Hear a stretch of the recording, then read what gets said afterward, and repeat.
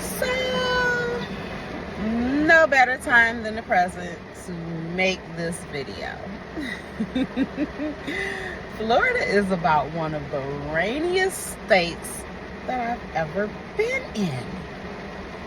But I guess if I can deal with this, I should be able to deal with Seattle. So hey guys, it's your girl, Reese So Real, and yes, I am still out here on this amazing nomadic journey of mine. I am having the time of my life. But let's be honest when we say it ain't easy, baby. It ain't easy at all. And I promise you, it's not gonna be for the weak. I definitely will say this. If it had not been for my prior journey, travels, me venturing out at an early age on my own, traveling at times my parents didn't even know I was traveling. At 15, I went all the way to Chicago by myself. No, actually, that wasn't Chicago. My homegirl was from Chicago. And she had got into a bit of some, not trouble, but hey, that was my sister, and I was coming for her. And so she was in Ohio. And so I traveled to Ohio from Detroit by myself for a whole weekend. Nobody knew nothing. And other ventures in life have definitely prepared me for much of this. But because the times have decided to change, and they continue to change, of course, nothing stays the same. But our country and society has really just taken the angle of monopolizing and monetizing on everything, to the point that really the nomadic person, or the free spirit roamer of this earth that just wants to go and live off the fruit of the land and such have you, still contributing, don't get me wrong, because see, when you say that, a lot of times people say, oh, you living off the fruit of the land means you're living free and this and that. First off, God gave it all to us. It's just that man has decided that it wanted to put a tight hold down on it in order to make money off of what God gave to all of us, and making it very hard for those without a lot of money to have access. Like, take for instance the campgrounds. Really, a lot of these campgrounds ain't too developed. They're not too developed, and I get it. You might have some rangers, you might have some cleaning services, whatever. Well, make it donation based then. You know what I'm saying? Make it donation based. Instead it's mandatory, and they're not cheap at all. Some of these doggone campsites, yeah, you paying upward of $100 and some for the weekend. Like, you want to stay at a 5-star hotel or something. I don't know. But they've really just made it hard to just be a car nomad or a backpack nomad. You probably come out easier as a backpack nomad, because it's just you and your backpack. You can go stash, store away easier versus somebody in a vehicle or RV or something like that. So it's just a changing of the times, and you have to basically just get real creative with it. A lot of times when you see car nomaders and they're in their cars and they're in parking lots of different places, that's because that's really the only free parking or free location that is available out here. And really, that's not even available, because if the property owner or the business owner decided that they don't want you there, they have a right to say that they don't want you on their property, and you have to comply or you get in some trouble. So, and then you don't want to sit in places too long, because you don't want to be somebody's sitting duck, and make yourself really vulnerable to bad energy and entities wanting to misbehave. I think that's the coolest way that I can put that. Yeah.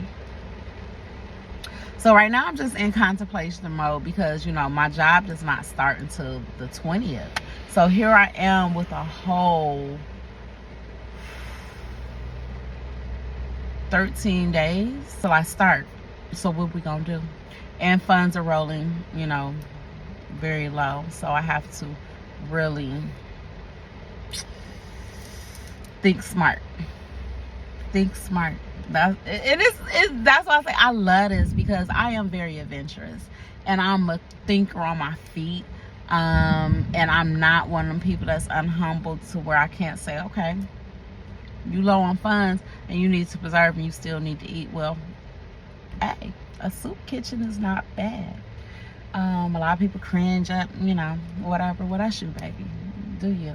I mean, I still have funds and I like to keep it that way. Emergencies happen.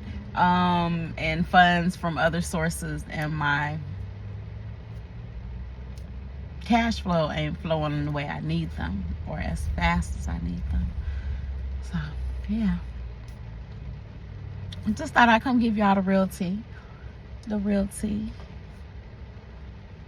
Then having, I don't know, like I met another nomader and they were giving me some very good advice, gave me some good apps that I could sign up for.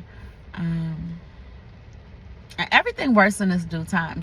What you don't always, you know, have access to, you know, the resources right then and there, but they're good resources to stash away and store away for when they are made available to be able to be used. Like, take for instance, they got this thing called it's an app for Walmart, or basically for different stores that you are delivering their stuff. It's just like whatever, DoorDash for jump shoes. And this app was, you know, told to me, and the person makes good money. They showed me their money up on it, you know, but right now it's not available. They don't have any shopper opportunities in the area that I'm in, so I have to wait. But it's a good thing to have underneath my belt, for even if not right now, later on I sign up for it, could still be making money. Yeah, excuse me, I slept, but between the heat of Florida and the bugs, that's enough to make you just consider, like, ooh, is Florida gonna be the place for you? I love it. It's beautiful. It's a lively bunch of oats, but the heat alone will make you reconsider your whole understanding of this nomadic setup. The bugs, oh my God, because they're so surrounded by water, you have nothing but mosquitoes eating you all day long. That's why when we get to going through this rainy portion of the night or day, I'm in love. I have no problem. I leave my window a little bit cracked and let the air come through a little bit. Even some raindrops can touch me. I don't care, as long as it's not the heat and the bugs. But I'm loving it, guys. I'm loving my experience, my opportunity.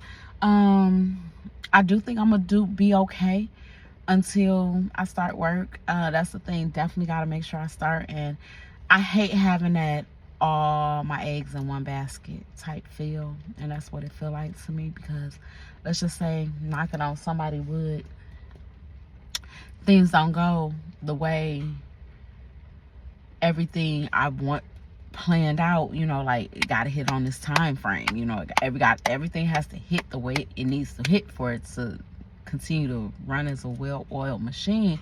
If that doesn't happen, there's that chance of, oh my God, now what? And you know, all the stress factors that come with that. And you know, so I'm trying not to even let it get into that direction. Excuse me. I'm trying to always have that one thought ahead, you know, well, what if, you know, how are you gonna do this if this happens? I might be panicking a little bit early.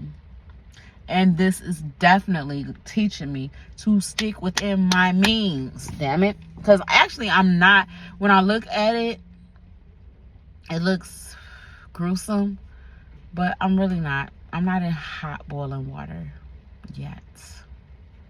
I'm And thank God for, like I said, that's why I say I need everything to run like a well-oiled machine, because stressing, you're not struggling, everything's running good.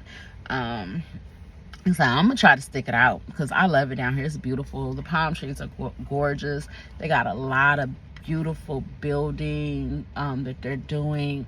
So there's development and advancement that is going on and going around. There's growth happening here in Cocoa, Florida. There is growth. And so with that being said, I want to be on the inside of things when it is growing versus, you know, trying to move into a already developed city.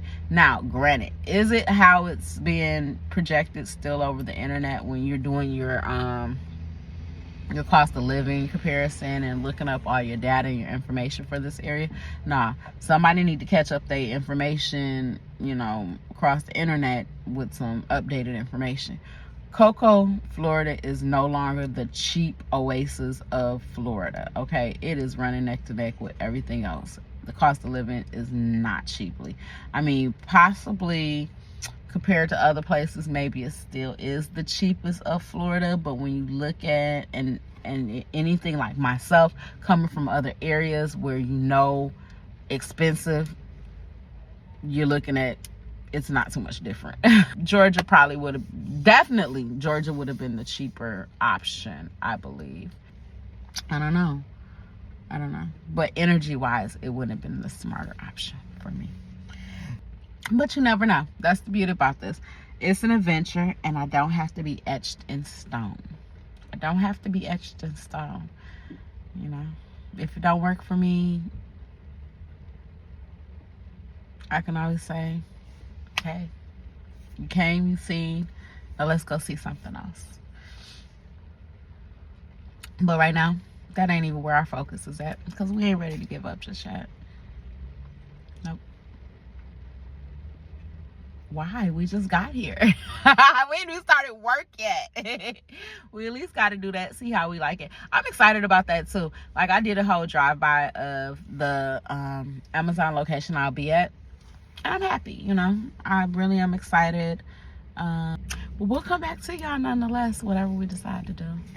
Like I said, the only reason why I didn't do very much filming or documenting the last kind of couple of days, I got a few things that I, you know, have saved up.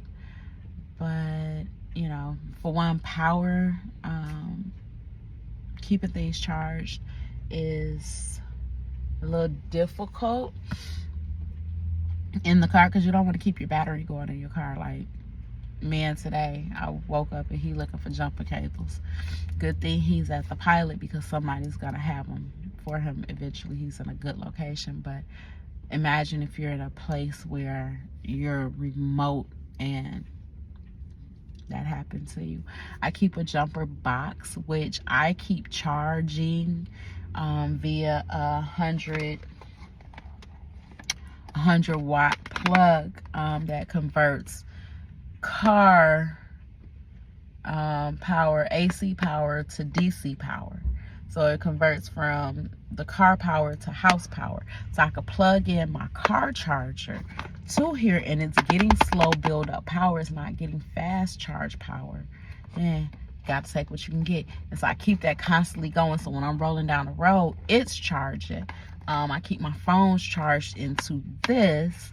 And so everything's charging at once. So by the time at the end of the day, when I'm shut down, you know, everything has some sort of charge. That way, if by chance I was to get up, you know, and something was going on, at least I got a little bit of charge to jump my car back off. You see what I'm saying? Or I keep it with me, because you're more likely to, hey, you know, be somewhere where you can run in and say, look, I'm having some car, you know, trouble where, you know, I got this jumper box, but it's not charged. Can I, you know, throw this on the charge for like an hour and come back and get it, and that way I can jump off my car. So that little survival skills like that, I have definitely picked up over the years of just traveling these roads and just, you know, being homeless at times. Let's just say that, you know what I'm saying? I'm not homeless at this moment, you know what I'm saying? Because if I wanted to, I could go have I have a whole uncle in Arizona that's constantly like, niece, come now, like Simba. And I'm like, no. I want to be on my own. Please let me be on my own. But you never know. Because you never know. I might venture that way and just be like, look, I'll be living in my car in your driveway, honey. Don't think no less of me. Let me come in and take my shower, but me living in the house with you, boo. I say, no. And they say go to rehab. And I say, no. Go to your uncle's house. And I say, no. No. Not gonna do it. But I would go there just to get the experience and see what Arizona is like, because I like Arizona. I like the people of Arizona. I just don't want to go to Arizona and live with my family. And that's not what this venture is about, because I don't have to go nowhere and live with anybody. I'm enjoying actually venturing and being so free to where it's just like, oh my God, I'm loving my opportunity and my possibilities. Just think about it. When I start working, oh my God, what am I doing with my money other than paying off my little car note, my car insurance, my keeping food in my stomach, and on the weekends when I don't have to work, I can take my little bit of money and go venture out and do stuff. I go to SeaWorld and swim with the dolphins finally in life. Something I couldn't afford to do prior. I go to Disney World. Never got a chance to do it as a little girl, so damn it, let's feed our inner child. You feel what I'm saying? So I'm excited. It's just this in-between phase. It's just like cutting your hair, which I'm thinking about doing because I'm just tired of it.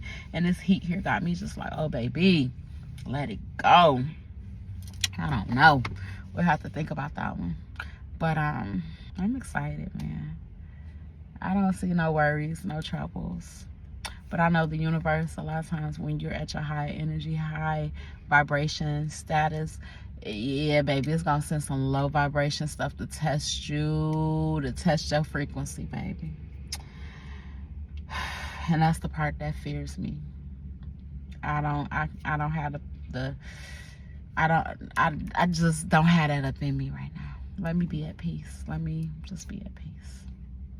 Let me be at peace. All right, we're gonna edit this down. That's the other reason why I haven't been bringing y'all much neither, because I have a lot of editing to do, and I lost my one editing app, because I'm not about to keep paying these people no damn all this money for these apps that are so basic. I think I have another way of doing it.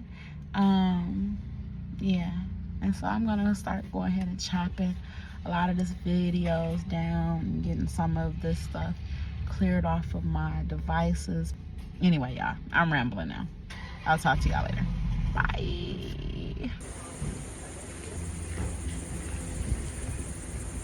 It is pretty. Oh my God.